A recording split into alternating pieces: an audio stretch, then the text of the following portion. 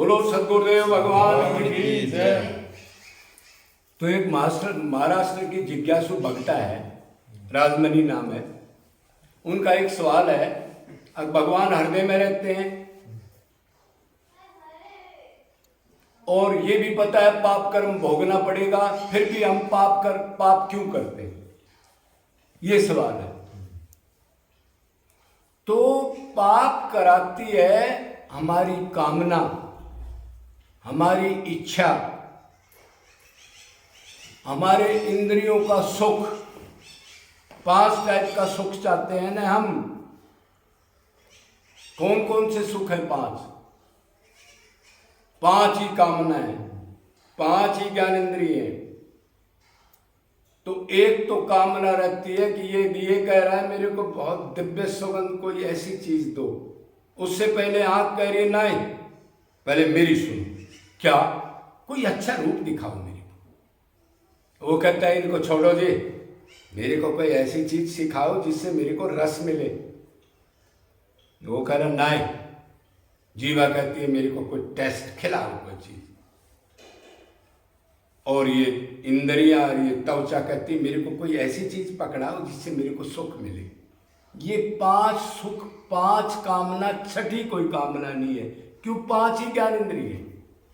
इन्हीं के अंतर्गत जो भी कामना होगी इनके अधीन ही होगी, मेन यही है। तो ये सुख पाने की इच्छा और कामना और उसको प्राप्त कर लूं, इसके लिए आदमी पाप कर्म करता है। वो चीज नहीं मिलेगी, झूठ बोलेगा, तूफान बोलेगा, एक्टिंग करेगा। अब मान लो उसको धन चाहिए, एक वही लगा लो, तो किसी कमजोर आदमी को धोखा देगा। कोई राहगीर जा रहा है, उसको कोई नहीं है तो उसको खोस लेगा। और यहां तक उसकी इच्छाएं जैसे बढ़ती जाएंगी, धन की कामना, तो फिर डाका डालेगा। और इच्छा बढ़ेगी तो कोई धन ले जा रहा है उसका मर्डर भी कर देगा। समझ गए कौन करा रहा है ये काम? उसकी धन की इच्छा, मतलब कामना। और ये भूल जाता है भगवान अंदर बैठा है और नोट कर रहा है दुष्ट तू क्या कर रहा है। वो तो कह रहा है मेरे को कोई देख नहीं रहा है जंगल में, मैंने इसको लूट लिया। अगर गुरु का तत्व ज्ञान हो उसको, अगर भगवान अंदर बैठ के जो सोचता है उसको नोट करता है, तो इस संसार में 50% पाप 1 महीने में ही खत्म हो जाए। अगर कोई ये जान ले, अगर भगवान अंदर बैठ के सारी चीज तेरी नोट कर रहा है, इसका अनंत 24 नरक के 1000 पर के नरकों में तेरे को भोगना पड़ेगा, एक चीज माइंड में ले ले, तो इससे पाप नष्ट होते चले जाएंगे। ये इतनी भागवत कथा, इतना वो हो रहा है, इतना नाम संकीर्तन, कितना पाप है। पापाचार, दुराचार, भ्रष्टाचार, नरकाचार सब बढ़ रहा है।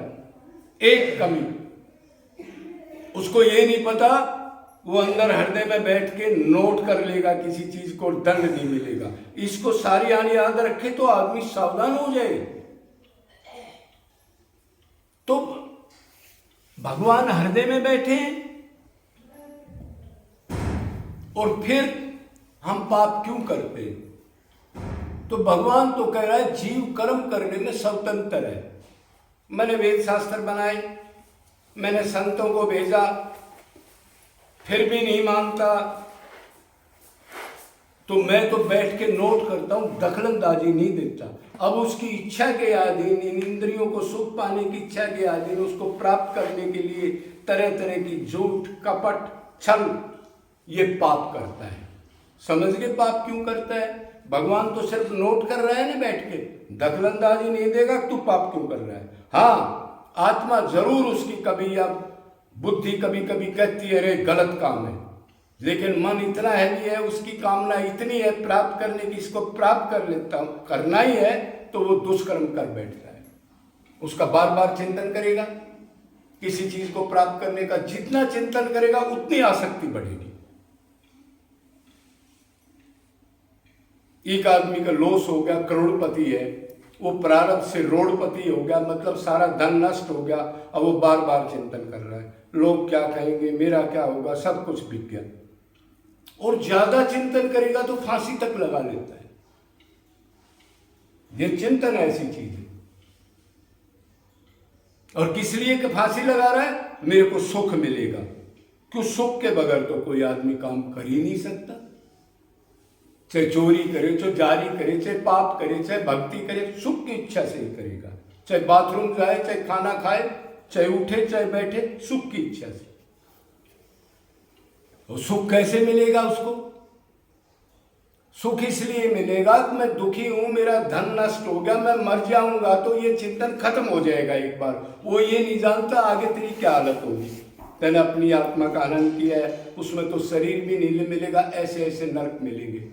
सुख की इच्छा है ना भाई उसमें भी, दूसरी की इच्छा कोई नहीं, दूसरी भी इच्छा की तो कर ही नहीं सकता। तो इसका मतलब है भगवान हृदय में भी बैठे हैं और हम उनके अंश भी हैं, फिर भी जीव जानते हुए भी कर्म का फल मिलेगा क्यों पाप करता है? तो उसका है आसक्ति, कामना उस चीज को प्राप्त करने के लिए। और फिर आज थोड़ा लोभ बढ़ा, फिर आगे बढ़ा।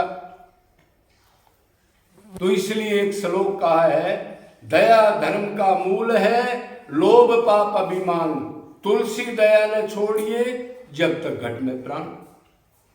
अगर रहम होगा, दया होगी, तो आप दूसरे जीव को तंग नहीं करोगे, फिर किसी से छल कपट भी नहीं करोगे, 420 भी नहीं करोगे। अरे मेरे साथ ऐसा होता तो मेरी क्या हालत होती। दया धर्म का मूल है, धर्म की जड़, धर्म का बाप कौन है? रहम, दया। और पाप कौन कराता है? लोभ। लोभ जितना करोगे पाप और अहंकार बढ़ेगा आपका। लोभ पाप अभिमान, इसलिए कहा है तुलसी दया न छोड़िए जब तक घट में प्राण। दूसरे के प्रति दया भावना रहेगी। मैं इसको दुखी कर रहा हूं तो ये मैं ही दुख भोगूंगा, मेरे को कोई दुखी करे तो आप पाप कम करोगे। तो ये मोटी मोटी बात है। भगवान तो पाप धर्म कराता नहीं, हो तो सिर्फ न्यायाधीश है, नोट करता है। जीव भी अपनी इच्छा से, अपनी कामना से, इंद्रियों के सुख के लिए, उसको प्राप्त करने के लिए पाप कर्म में दलदल में धंसता जाता है। और जितना उसका दल धसेगा उतना ही, और फिर वो शर्म लिहाज भी नहीं करता। फिर बस उस चीज की इच्छा में वो पता नहीं कैसे कैसे कर्म कर बैठता है, और उसका कितना भोग है वो बेचारा जानता है नहीं। जानता है तो उसकी इच्छाएं नहीं दबती, तो इसलिए वो पाप करता है। तो वृंदावन में बिहारी की शरण में जाओ तो पाप खत्म होंगे। मायापति, ये माया के गुण तो हैं, काम क्रोध लोभ। अगर हृदय से रो के उससे संबंध बना के पुकारोगे तो उतनी मात्रा में ये बोरिया बिस्तर लेके भागेंगे, सोचने से नहीं भागेंगे। तो इसलिए वो कह रहा है भक्ति करो। मायापति आएगा तब माया भागेगी, अंदर हृदय में बैठेगा तब। खाली पाठ पूजा से नहीं, धूप बत्ती लगा रहे हो, परिक्रमा कर रहे हो, एकादशी कर रहे हो और मन भगवान में नहीं है तो कुछ एक्शन नहीं होगा, पाखंड और फैल जाएगा। अगर हृदय से याद करोगे अपने संबंध बना करके तो ये अपने आप भागेंगे, इनको भगाना नहीं पड़ता। तो इसका इलाज एक ही है, अब परमात्मा से मन लगाओ, मायापति आएगा तो माया के जो ये अवगुण है उतनी मात्रा में खलास होते चले जाएंगे। इसलिए फिर बोलनी पड़ेगी वृंदावन बिहारी लाल की जय, जय जय श्री राधे।